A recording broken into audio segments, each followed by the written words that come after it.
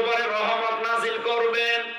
আইন উদনা, যদি তোমরা ওদের মতো আচরণ করো, আমি আল্লাহ কিন্তু আমার আচরণ যা করেছিলাম ওদের সাথে তোমাদের সাথে তাই করবো।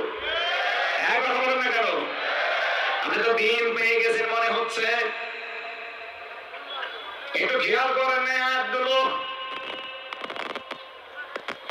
সত্যি যদি আল্লাহর সাথে আপনি এরকম বিদ্রোহ আরম্ভ করেন, জালেমদের সাথে আল্লাহ যে আচরণ করেছে আপনার সাথেও সে আচরণ করবে।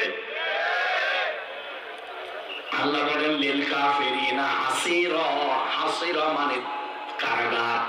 আমি জালেমদেরকে, কাফেরদের জন্য, অস্বীকারী যারা এদের জন্য কারাগার তৈরি করে রাখলাম, জাহান্নামকে। তাহলে জাহান্নামকে কারাগার বলেছেন আল্লাহ। আমাদের এখান থেকে খুব সতর্ক হয়ে চলা লাগবে।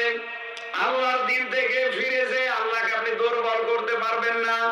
কি ক্ষতি হয়ে যাবে আপনার দলের। কারণ আল্লাহ এমন একটা দলকে এই জায়গায় দাঁড় করিয়ে দেবেন, ইয়াস্তাবদিল কওমান গায়রাকুম সুম্মা লা ইয়াকুনু আমসালাকুম। সূরা মুহাম্মদের ভেতরে আছে 26 নম্বর পারায় আল্লাহ পাক বলেন, তাদেরকে আমি আল্লাহ ওই জাতির উপরে এমন একটা জাতি তৈরি করব যারা তোদের মতো হবে না। প্রশ্ন আসতে পারে, আপনি ভাষাটা কি বললেন? তোদের মতো।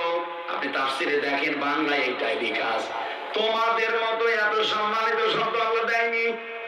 কারণ দিন থেকে আপনি ফিরে চলে যাবেন, আর আপনাকে আদর করে ভালোবাসা দিয়ে আল্লাহ ডাকবে। এই জন্য তোমাদের বাদ দিয়ে তোদের দিয়েছেন। সম্মানা এখনো আমসালাকুম, যারা তোদের মতো হবে না, এমন একটা জাতি আমি তাদের মাথার উপরে এমন একটা দল তৈরি করব যারা তোদের মতো হবে। বলেন বলেন।